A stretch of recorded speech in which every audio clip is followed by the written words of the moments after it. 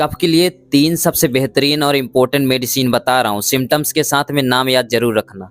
पहली, अगर dry hacking कफ हो और नाइट में या फिर आफ्टर मिडनाइट कंप्लेन बढ़ रही हो आपकी, तो आपको एकोनाइट जरूर सोचना है।